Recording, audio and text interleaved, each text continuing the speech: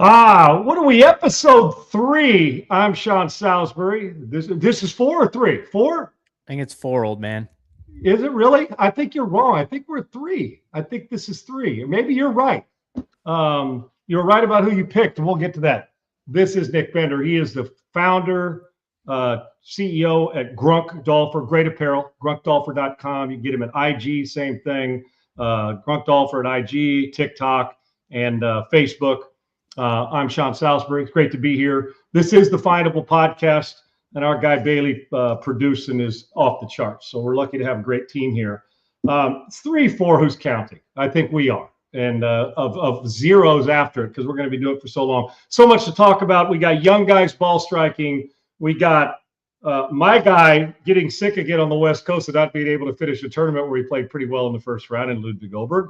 We've got a second star, and I consider him a star because he won a major, headed back to the PGA Tour. We got a 5-time guy that's back and playing this week. And as I mentioned, a young guy. We got a guy, well, it's the start of the year, just do what he does and constantly wins. But let's start first, Nick, with Brooks Koepka, who is back on tour. And we got a big tournament this week with, thank goodness, Tiger's not in it because he's only won it 42 times. Whether he's healthy or not, the guy always seemed to win it. Brooks Koepka's back on tour. He returns. A 5-time major winner. We know all the pomp and circumstance. We kind of mentioned him what it would be leaving LIV last week. But I want to push this forward, Nick, to Brooks Koepka. Guy's always been brash, has always been pretty salty at times. He's one of those guys, got a little attitude, which I love. I'm a huge fan, and I love it. He likes the intimidation, and I think he likes the people to wonder what he's thinking. Now he goes to LIV, comes back, and I watched the entire press conference, and it felt like, I'm not saying he wasn't humble, but it felt like a more repentant, even though maybe he doesn't have to be. He's back. They allowed him back. Whatever comes with the humility or served his time and is ready to be back and see the guys and mend fences if necessary. It was a bit of a different guy, but I'm sure the grinder part of it will still be on the course. So pushing it forward to this week now, he'll be playing in the Farmers. He struggled there for the most of his career on that golf course, the South and the North. The North, I think, has been his toughest one. But he hasn't played his best golf. That competitive edge is back. So what is Koepka's biggest challenge, Nick, going to be? Is it going to be the physical part, or is it going to be dealing with the distractions or the, oh my gosh, I got to mend fences to get back into this the right way and humble my way through this? You know, for Koepka, he doesn't strike me as a guy that really lets the noise get to him. Now, there is kind of an element of like a tail between your legs coming back to daddy, so to speak. But I don't think he's the guy. We might all talk about it and feel that that is going to be in play here. I just don't think Koepka's the kind of guy. You know, you win 5 majors, you don't do it by listening to a whole lot of noise. So I think he's a guy that can kind of just blow through all that. I expect him to make a cut and be competitive. I don't think he's going to go out and win the thing. Not only his track record there, in years past, but just kind of the overall moment. It would be exciting. Like he's my fan favorite of the week for sure, but I don't think he's gonna be at the very top yet. I think he will get back into form once the majors roll around. But right now, I just think it's hey, let's get the monkey off our back and let's move on. Yeah, and I listened to his press conference. And by the way, the first 2 rounds are going to be, you're going to see, Nick, you and I have been pining, and you brought it up, how you want to see more golf shots early. ESPN's going to do the early rounds part of this that they haven't done. This isn't by coincidence. They just decided to wake up and say, I think we'll go early rounds. Woods ain't there. That you're not dealing with that. So guess what? The Koepka ESPN ratings grab, how is he going to fit in? How is he going to play? First guy back when it comes to superstar back from LIV. It's huge. And for me, Nick, I look at this. Listen, he may not be he's a guy that strikes me as I've said on here before, that when he's out of competitive mode, that if it's not a big event, and there wasn't many of them in LIV, although he was there, play for money, everybody's got pride, that when he's not playing in a major, the other ones were just kind of tune-ups, right?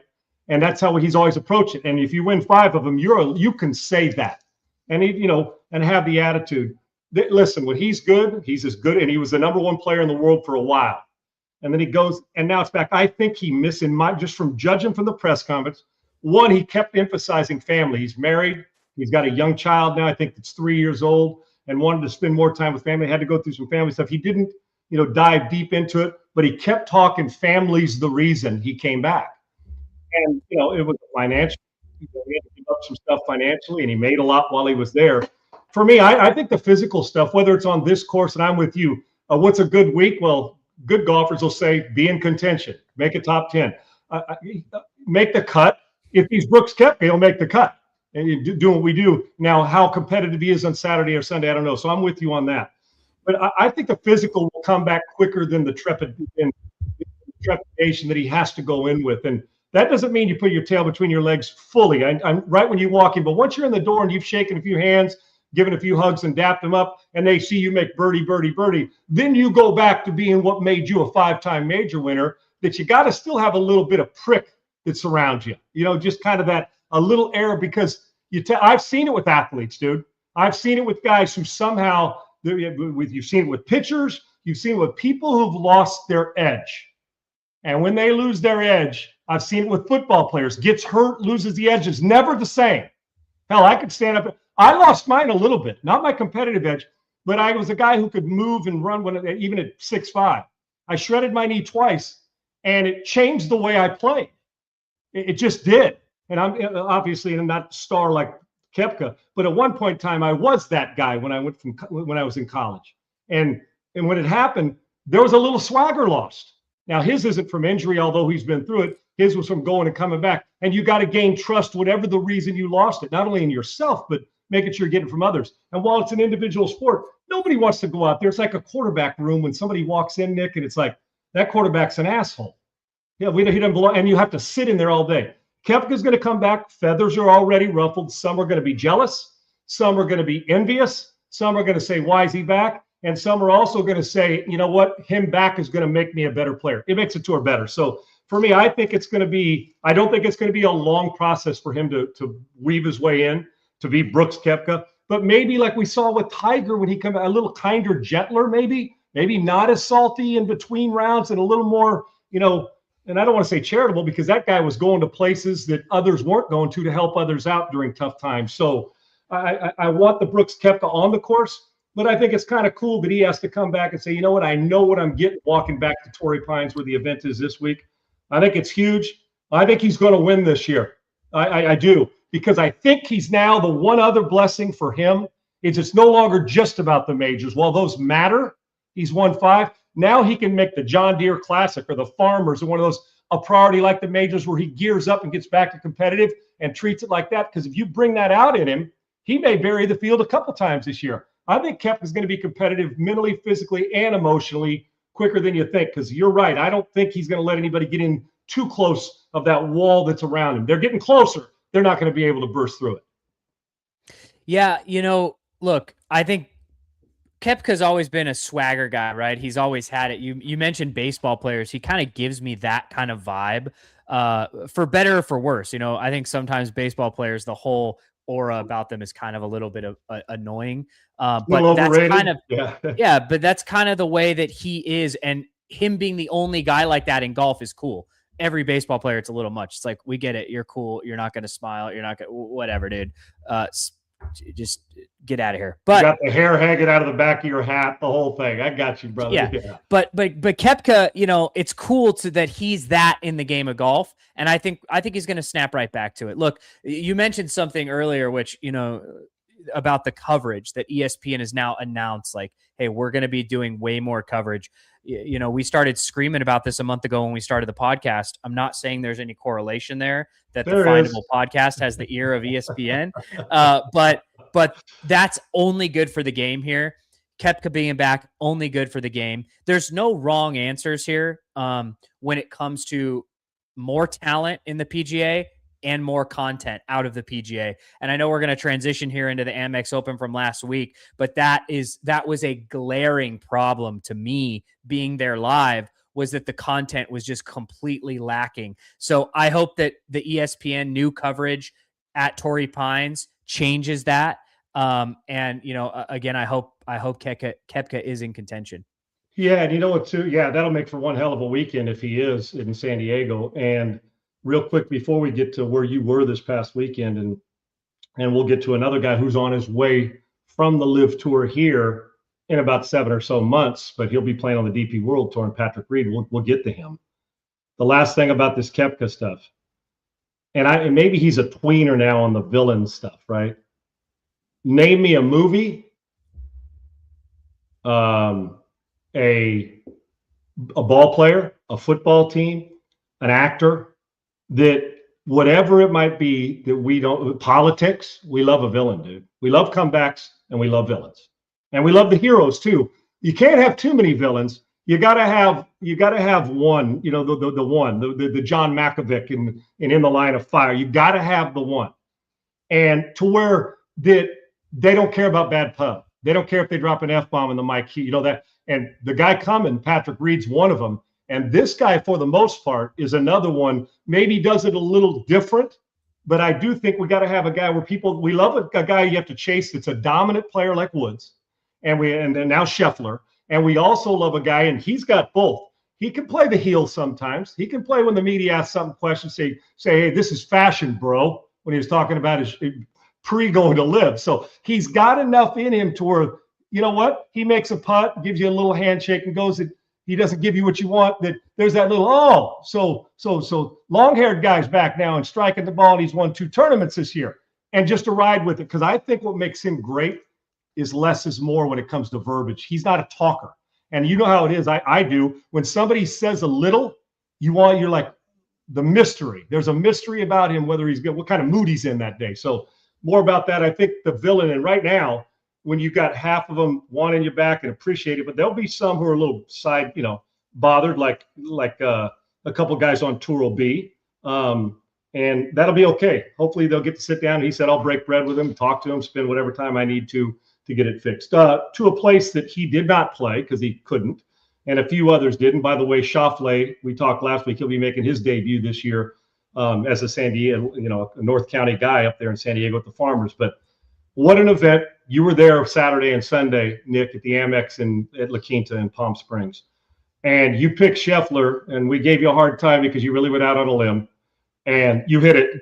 And we said 25 to 30 under, and it was 25 to 30 under, right around there.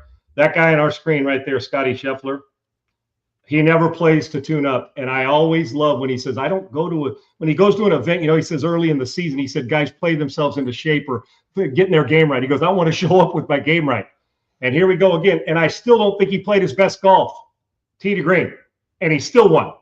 And we'll get to a couple guys he had to stave off. But once again, the story continues. And are we kidding? He's never won his first start of the year, and here we are. And that doesn't signify ease or comfort for the rest of the tour, my man. Well, yeah, I mean, hate to say I told you so, although you were closer on the overall score. I had it at 21 under, and they were there midday on Saturday. Everyone was at 21 under. But yeah, I mean, look, when a guy is minus 40 and the next closest odds is minus 2,000, I just believe the house always wins. So it was a pure math play for me. Obviously, Scotty deserves the credit because he did absolutely dominate Sunday specifically. He just ran away with it. I mean, look, you had an 18-year-old that was in the group with him. So poor kid. I mean, could only imagine how nervous he was. And then Siwoo Kim kind of fell apart there midway through the round on Sunday, just made it uncompetitive. But, I think he was at 29 under at one point. He did bogey 17, the Alcatraz hole, but still finished at, a respectable, 4-shot lead. It's just more of the same from last year. And it's a foreshadow of what's to come for 2026. I think this guy's going to win 7 or 8 times this year. I really do. Yeah. And I know this is going to sound premature, and overall we've kind of discussed it. He's got a long way to go with the test of time, the longevity of a career to get to Nicklaus and Palmer and the Tiger Woods. It's going to take even the Phil Mickelsons of the world, who were great players. But I got to tell you, man, first off, the boring one again, right? If we call boring the kind of golf we all want to play, hit a 5-iron to 3 feet from 225, cut it, draw it, move it, shape it, flight it, all the things, flip it. He does it all. When he makes a bogey, I trip out. I'm like, there's no way. It's the strength, and his not only his ball control, but his distance control is silly. And you saw it with the naked eye. With Scheffler, we do have to, if he has another season like last year, and when you say this, people say, no, Tiger did it for this period of time. I'm not talking about the longevity. I'm talking about when they were at their best. When they were at their best, if he has another year like he did last year and wins the PGA Tour Player of the Year again, and if he has a year like that, he will, which is what, 5 in a row? That's Wayne Gretzky. That's Tiger Woods. We're talking about in rarefied air dominance. How in short stints, or when their best are against each other, like the Shell wonderful world of golf, is Tiger Woods that much better in short stints than Scotty Scheffler? Yes, I think How? I think we're forgetting about Tiger's 99 to 03, 04 run. See, I'm talking about just in their best run, whatever right, their best. I mean, I think is. That would be considered Tiger's best run, right? Here's how Scotty can stack up to that. And by the way, that's before my time, right? But I remember it, and I always look back. You know, when Spieth was on a run a few years back. And people started having this conversation about, oh, is he the next Tiger? No one is the next Tiger. I don't think in your lifetime or mine. That 99 to 02, 03 run is unmatched. And even what Scotty's doing, even if he wins 7 times on the tour this year, I think is unmatched. Right now, it's really going to be a matter of how many majors can this guy stack up? I mean, PGA Tour wins are great and they are rare, but it's going to come down to majors. It's like that in tennis. It's like that in every other sport. How many championships can you win? And in golf, it's those 4 tournaments, 5 tournaments a year if you count the players. But that's the way I see it. At this point, he's chasing majors. Can he get there? He's already, I think, youngest now to win 20 times on tour. Just joined the $100 million club.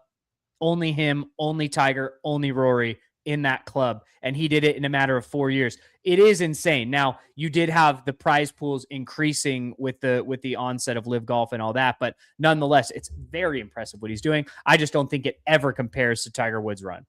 Yeah, I think the Tiger Woods ability, the flair for the dramatic in the biggest moments, is something that I don't think we'll ever see again as good as Scheffler. Now, that's saying that Scheffler hits it to 3 feet when he needs. I mean, like I said, they both have strengths.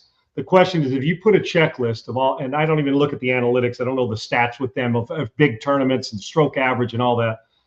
I also feel the one thing for me is, guys, when we think how good they are, but you win a tournament, you hit it in the fairway 7 out of 15 times, or however many par 3s or not. You know what I'm saying? The great guys will miss fairways and scramble. I don't know if I've ever seen a better player from bad places than Woods. Man, see, what the thing is, Scotty feels like he's more with his eye, just that is so dialed in. I feel like Tiger can overshoot the green, and yet I'm saying this, and then Scotty goes and wins one when he chips in last year from the side. See, you mix and match. Say, well, I think Woods is the best pressure player when everything is on the line that I've ever seen. Well, then Nicklaus will say, well, hold my beer, and then Scotty's doing the same thing.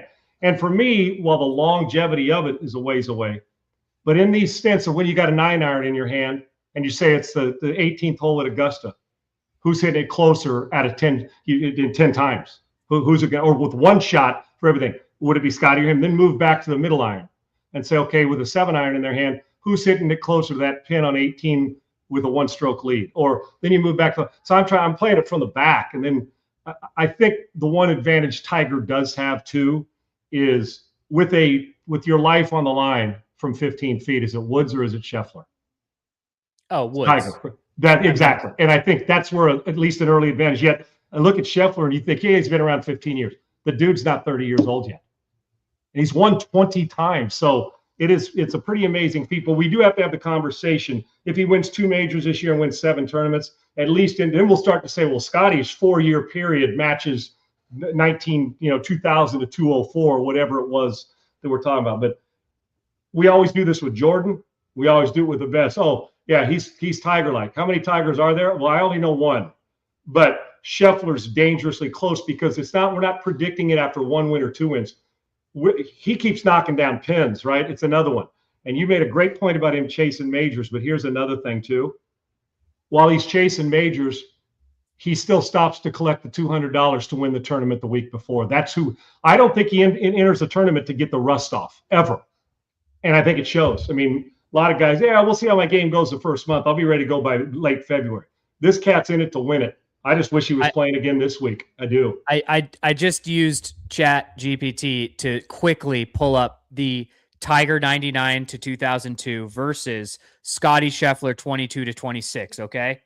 So Amen, Chat GPT, brother. There you go. Just so we know that there really is no comparison. Okay. Now he's close, and he's closer than anyone's ever been.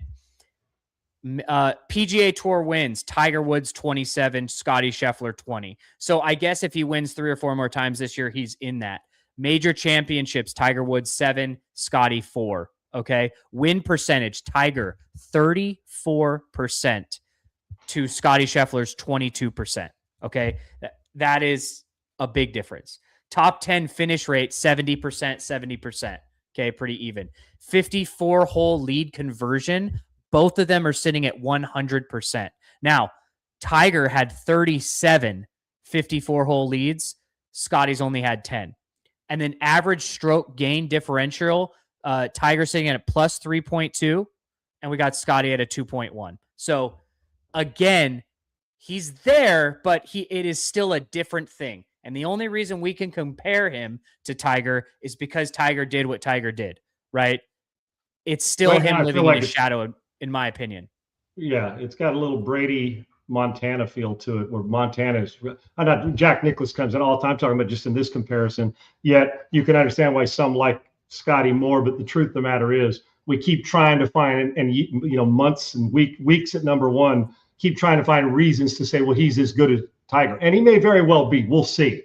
But on the early return, he's doing some amazing stuff that we have not seen since Woods was doing it. Even when you mix McIlroy and Scheffler's, the Sanders Schauffele's couple wins, and you mentioned, our guy that Jordan Spieth, those. But they can, and I don't think Scheffler was playing his best golf.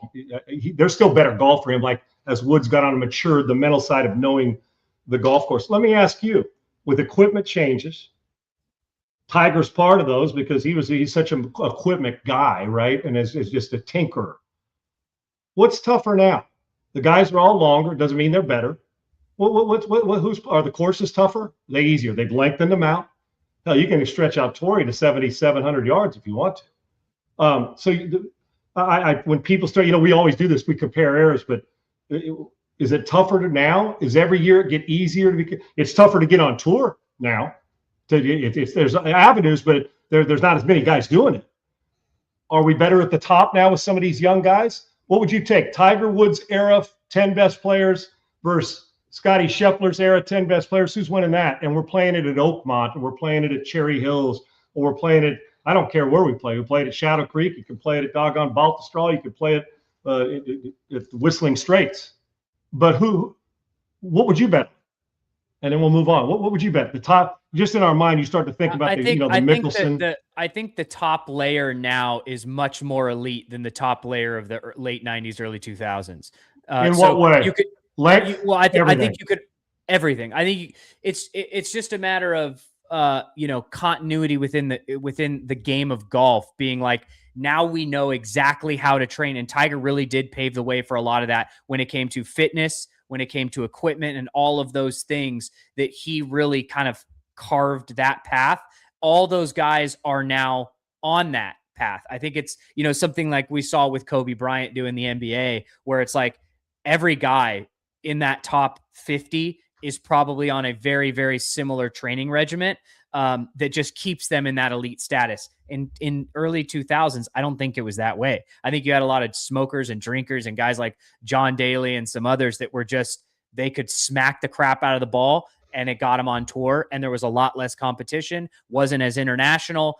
And now it's just a different game. And the elite, the cream of the crop, is just in a league of their own.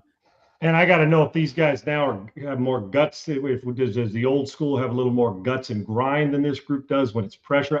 I did just questions to throw out there and contemplate, because you say, well, do they? Well, I watched Scheffler and Rory McIlroy do it. Then I said, well, Mickelson and Woods can do it. And you start to work down to who's the third guy and the fourth guy. It is. And while it's tougher to stay on, with equipment right now, you get there's nothing equipment can. I mean, equipment's like it takes you exactly where you want to go if you hit the ball right. And those guys, they all do it, but equipment just keeps getting better, just like exercising keeps getting better, and just like fitness and diet, like you said. So interesting conversation. If Scheffler keeps winning, this is the conversation the whole golf world's going to continue to have. But he leads off and wins. Let's switch to the tournament this week. But before we do, Grant Horvat was at that event, right? At the Amex, who is right, great dude. And I want to ask you if this validates what you're doing, what you believe about this, or if it is validation for the other side saying, see, YouTube still isn't going to ever go mainstream. They may get him paid, but we're not going to put enough respect on him. So I want to, because this is a great kid who's a really good player.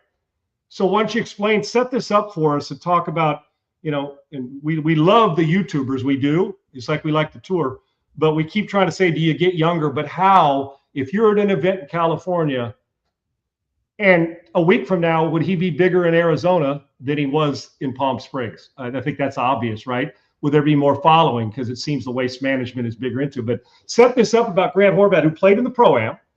And I'm just curious as to why I watched all 4 days of golf, and I watched the Pro-Am. I saw them hit. They played 3 days of the amateurs do.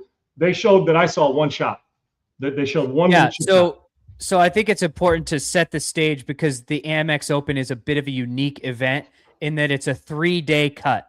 And there's 2 pros playing with 2 amateurs. Most of them are American Express's top customers, and they pay $50,000 to get there. But then they also have these exemptions. I found out Grant Horvat was playing in it by seeing him in person on the 9th fairway when I was walking to the bar. Okay, that's how I found out Grant Horvat was playing. Yeah, I knew he was playing because it was on Golf Channel. They had mentioned it during the PGA show last week. That's how I found out. And I'm like, wow. And there's nobody around him. That was the other thing, right? I'm like, this guy is bigger than 90% literally of these guys. So then, okay, I see him there and I'm like, wow. And then I go on to ESPN and all these places at night and I go, there's no coverage that he's here. Who's, was he an Amex invite? Was he a tournament exemption? But he's playing from the forward tees where all of the amateurs play. Even though I know he's not going to go 20 under, but this guy that's like playing from the ladies' tees for him. I mean, he's a good player. Probably shot. Yeah. I have no idea what he shot, but here we go. Now we fast forward, and I spent most of my time at Alcatraz, which is think of the 16th hole on a smaller level at Waste Management, but at a smaller level. And I'm in a suite with a family friend of ours. And I have a front row seat to everybody hitting it onto the green all day. And we're all betting back and forth. We're eating, we're drinking, we're having a great time. And Grant Horvat rolls up to the tee box and I go, guys, this guy's going to birdie this hole.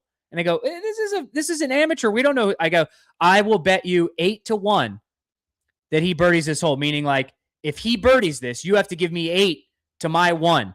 And they go, I'll take that bet all day. $100. Guess who left with $800? These guys had not a clue. He knocks it inside of all the pros and makes a 15-foot putt to win. I put it up on my Instagram. Grant Horvat actually shared it. He reposted it. That's what they showed one putt. That's exactly what the TV camera showed. They showed a putt. Maybe it was that one because he pumped his fist. So yeah, it wasn't a chip. That was it was the one putt I saw. That's the most iconic hole on the course. Out of all 3 courses they play, that's the most iconic hole. And everyone was cheering. No one knew who the hell he was. And then he birdies it, and I look like the hero to all these old timers that had no idea who he was. But it's just it's more of an ick with the PGA that you got a guy like this out at your tournament that is a bigger draw than any of the top 100 players, save Scheffler, maybe Fowler, Justin Rose, and maybe a couple others. But he's certainly in the top 10 of the biggest draws. And you don't put a camera on him, a microphone on him. No one knows what he scored. Absolutely missed opportunity. Do you think, and when you said bigger, and so folks know, bigger because of his following on social media, YouTube following, correct? We're talking about just his presence, and more people know him than they do the 80th player on tour. They're more familiar with him, is what you're saying, absolutely. Correct? Yeah. Okay, so with that, and we try to discuss some of this YouTube, the influencer stuff every week because it's intriguing and they're doing great stuff. And in the golf world, and they're moving the needle. But since nobody knew who he was, you and a handful of others, and that follow it like we do, and a good player and a good kid, and we pine for getting younger. But as long as the hierarchy stays the way they are, when do you finally realize? He goes to the fans don't know the publicity. He really didn't know, and you're up on him, and you didn't realize he was there till he was there, till you saw him, and that's the thing. So you always say that the more YouTube type stuff like this, the better, the more coverage you'll get, the better making these guys stars when they're playing on the course and showing them. But while they're doing that, you get people at home saying, well, who's this guy? An influencer that they don't, you know what I'm saying? We want more of it, but is it beneficial to the tour?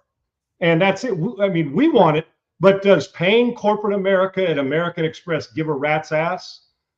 Since most of them aren't watching YouTube golf? Let me answer your question with a fact. And the fact is that if you look at Grant Horvat's monthly views on YouTube, it will be more than the Amex Open got over the weekend. So agreed. Who gives a shit what some old bastard on his couch when we pull up? But if they're the decision makers, though, that's what I'm saying. If there's, I don't even know who it is, but if they're making the decisions and they're spending the money, you and I know that you got to skew to this. So when you make a path and it's getting better, it's nowhere where it needs to be, as witnessed by what you're talking about. As popular a YouTube guy as there is golfer, and he's really good at it and a good guy, is that the majority of it, and maybe it's the destination. In Phoenix, there'll be more. It seems like there's a lot more involvement in the lot. It feels younger, even though there's a lot of, older folks there too. So I don't know. When does this breakthrough? The breakthrough's here, but when does this sustained breakthrough happen, or will this be a fad? I get where you're going with this. You're talking about the commercial aspect of it, right? Right. Are the sponsors, the people that are paying for TV spots and all these, are they going to give a shit? The answer is they should, because you do have places like the Waste Management Open that get it, right? And they have all of the top brands that are there, and it's one of the biggest events of the year because they understand this. The PGA doesn't, but that tournament specifically does.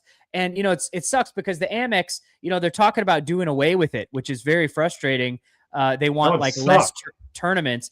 It is, I know it's a smaller market, but it is an absolutely, everywhere else in the country was 40 degrees or below. It's 75 and sunny there in January, and they're talking about getting rid of this golf tournament.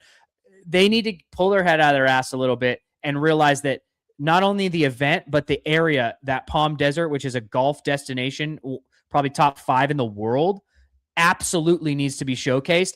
And you gotta keep the popularity up by showcasing guys like Horvat. Have a good member out there. Have a guy from Bob Does Sports. They stop putting the old running from it, start running to it. Yeah, it'll help. The guys that are good for them, the guys that play in it because they spend $10 million a year with American Express, good for you. But they need to have more exemptions for guys like him, and they need to showcase them, because that in and of itself is a draw, and they don't realize that. Anything that has Bob Hope from the past, when it was a Bob Hope Desert Classic and all that, there are certain things you just don't cancel or move on from. If it means finding a new sponsor, that's one thing. But the PGA Tour's idea of the beginning of this season moving certain tournaments back and just letting others go, to me, it's a mistake. And I was listening to a PGA Tour, and I can't remember who it was, member saying people want golf year round. We want more golf, and even in the fall season's been better. You and I have talked about it. I don't want less, I want more of it. There's no doubt. And speaking of more, we talk about Blades Brown, who was in the final grouping, Scotty Scheffler. This is a guy who was a sponsor's exemption, played in the Bahamas in a tournament, had to get a private plane home, a private plane to Palm Desert so he could play. So he finished playing all the rounds there, came back, had to be ready for the Pro-Am, got off, didn't get to play the course before he did it, was studying the yardage, the layout on the flight, private plane, or you would have never made it with weather, got there and with stops, got there, played, and then decided to shoot 60 in what round on Friday. He shot a 60. And I'm telling you, I watched it. He had a very easy run to shoot 59. His playing partner hit it just in front of, behind him, putted it the exact same line, and it was a little inside right. He just missed the putt. He makes that, he shoots 59. the kid is 18 years old, and he gets which over the weekend led him into doing this thing on Saturday to the final grouping with him and what was it, Siwoo in the was it Siwoo Kim in the final? Yeah, him and Siwoo and Scotty Scheffler. He got to play along with Scheffler. This is an 18-year-old kid who didn't go to college, walked right out of high school, didn't go to qualifying school, walked right out and as into pro golf, and here he is, and got a sponsors exemption. Had he finished in the top 10, he'd be playing at Torrey Pines this week too. His swing's beautiful. They were raving about him. He got as much. The guy who got the most coverage over the last 3 days was him, not named Scheffler, and it was a phenomenal watch. And what a great teach for him. What'd you think about him in person when you were there? Because there's nothing about his game that's not to like, including his nerves. Yeah, balls of steel for an 18-year-old. I mean, I know he had a little bit of a rough. I think he started double bogey on Sunday, but which kind of took him out. But I mean, dude, shooting a 60, and then the next day he birdied 17 where I was, so I watched him live, and he hit it. He had like a 25-foot putt. I actually lost money on that putt, but he had a 25-foot putt for birdie and just absolutely sunk it. Impressive. I mean, what can you say? Can you imagine being 18 years old and shooting a 60, youngest to ever do it, I believe. First 18-year-old maybe to shoot, or the lowest round of any 18-year-old on tour of all time, something like that. Yeah. I'm excited to see what this kid could do this year. I mean, if he continues to play like that, he'll be in contention every single week. Can he? We'll see. Listening to his swing coach from Sea Island, who was at the thing, just raving about him. He was on with Smiley at Smiley's corner there, at his happy hour, and they were talking while Brown is hitting it in there and birdieing like 3 holes in a row. It's like, my coach is here, and he goes birdie, birdie, birdie with the old hat trick on him. He's fantastic. We've got a lot of really, from Pot Geeter to him to Marco Pinge, we got a lot of great Luke Clanton, some young Brennan who can smoke it, guys that are long, but it's no longer just hit as far as you can straight, and then spin a wedge in there or pump a 3-wood to cut it around something to 255, and it lands on and their balls, like you said, they're the size of shot puts and dangling down at 18 years old. And what a teach it is for him to watch how Scheffler handles himself in the final round and stays the course no matter what. It was fun to watch him play. Before we preview, and just a little wrap up, you took Scheffler, and who was your second one? I took Ludwig and Patrick Cantlay, and I took Ludwig as my main guy, and he was 6 or 7 under, and then got the flu. Same time last year, he couldn't play to finish the tournament because he got sick. And he got sick again now. California water, I guess, for this guy. What the hell is going on with you guys out there? So but Patrick Cantlay hung around. I think he was at 20 or 21, somewhere around there. But you guys, Scotty, wanted. We both thought Fowler was going to have a better year. And did you take Spieth? Did you think Spieth was going to be in the hunt? No. Who was your second guy?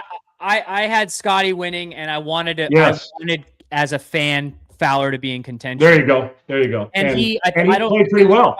Top 10, but he played great, man. He made a lot of birdies.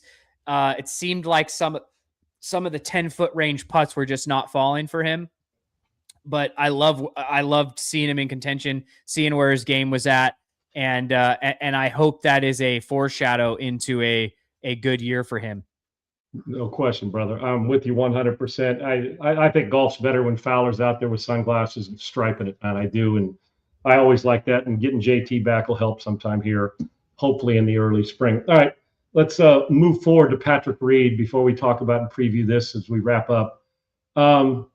He'll be joining the LIV Tour, leaving the LIV Tour, should I say, and joining the PGA Tour limited time in August. He has said he wants to leave. He's a 9-time winner. He just won this past weekend in Dubai, and he is a really, really friggin' good player with attitude, and he's got some fire in his belly too. But make no mistake, great hands, phenomenal putter, clutch, and believes he's the best golfer in the world. That's his approach. So I like it.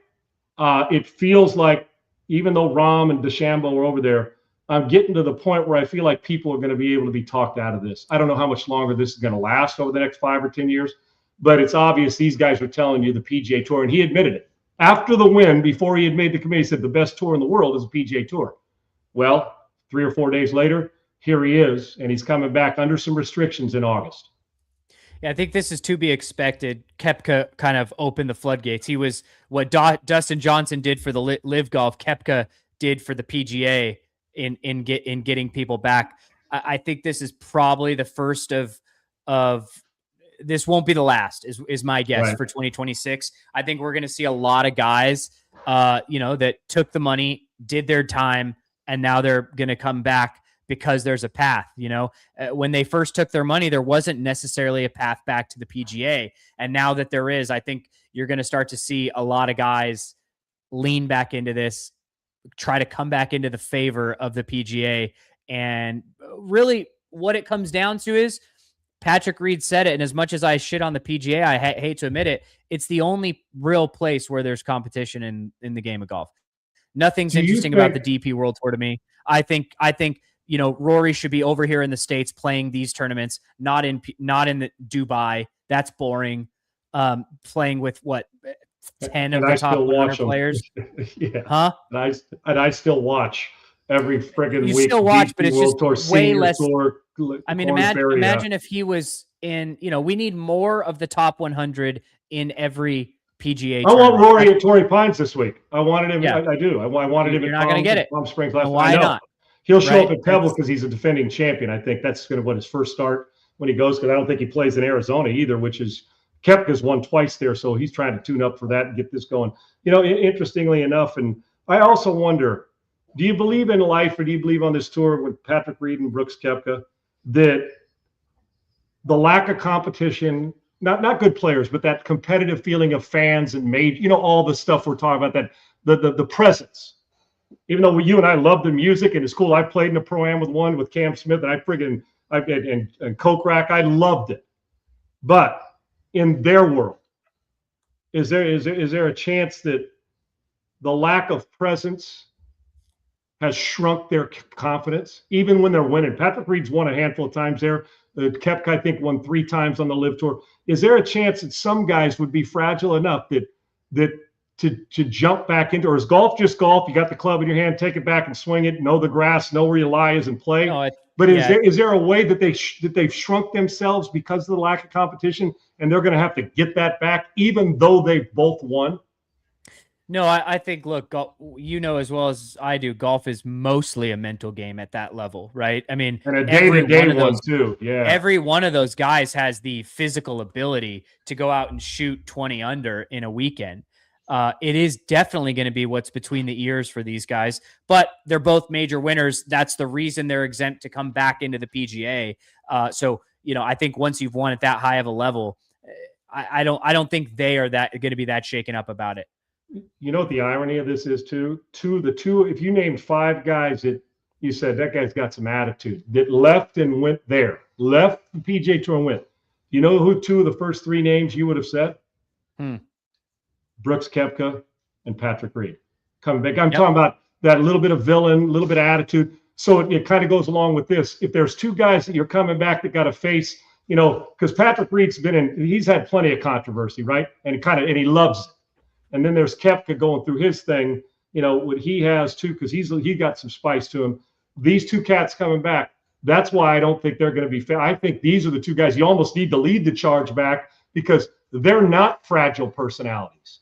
And I think while coincidental that these are the 2, but you weren't going to name 5 guys on tour if they came back that, who's bringing more attitude coming back that's good, superstar type player.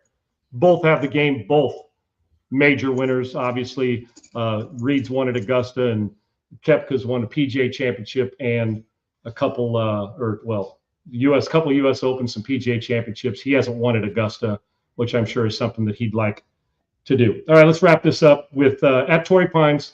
I've played those courses out there. It's where I grew up. It's brutal. If you don't have your A game, you're going to get your ass handed to you. They're fortunate. The forecast is like 6-7 miles an hour of wind. It's as beautiful a view as you'll ever see. Tiger Woods has owned that course. He's won it 7 times and then won a U.S. Open. So he's won 8 times and had like 9 top 5 finishes or whatever. And he won it 4 years in a row there. Scheffler is not playing. McIlroy is not playing in it. Schauffele is. It's a great field, and it is a great venue. Koepka's back. Thoughts on it? You thinking local, somebody who grew up playing it all the time, or are you thinking somebody first-time winner this week? And the weather's supposed to be in the 70s and sunny or partly cloudy with the marine layer. all 4 days. 10% chance of rain as of yesterday on Sunday morning, but I don't think that that's going to be that big a deal. Yeah, I mean, as much as I'd love Koepka to be in, I think Schauffele is going to come in hot, first tournament of the year for him. That's who I expect to be at the top. Oberg, dude, I don't know. He doesn't have the best constitution apparently, but the guy can play if he gets out there. I mean, he even shot well the first day of the Amex before he withdrew. So my money this week's going to be on Schauffele. Going with the local San Diego kid. He knows the course better than anybody. Yes, he's probably played it better than anybody. He sure does. I'll tell you, I'm with you. I think that Schauffele will fare well, and it's his first start.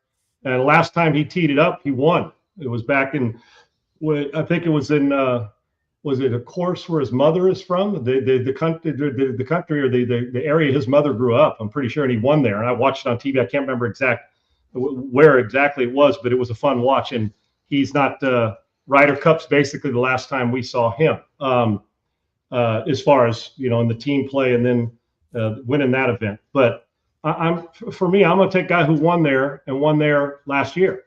I'm going to say he's going to be in it the whole time. I'm a huge. If I had 3 tempos I could choose in golf, Harris English would be one of them. And guys, repeat winners live at this golf course. Now 2 people won at this golf course last year because they moved the Genesis down, and that's when Ludwig took his win, and Harris English won the actual tournament last year. Love his ball striking. He's accurate enough to keep it in and long enough, and they can stretch this, like I said, past 7,500 yards. I'm going to take Harris English to be in contention on Sunday to have a chance to win it. And I'm going to go this week. I'm going back to back. I think he played well enough, putted well enough. My second choice, again, if I was doing fantasy with this, I think Patrick Cantlay, a UCLA guy, familiar with it. His buddy is his best friend, both in each other's wedding with Schauffele.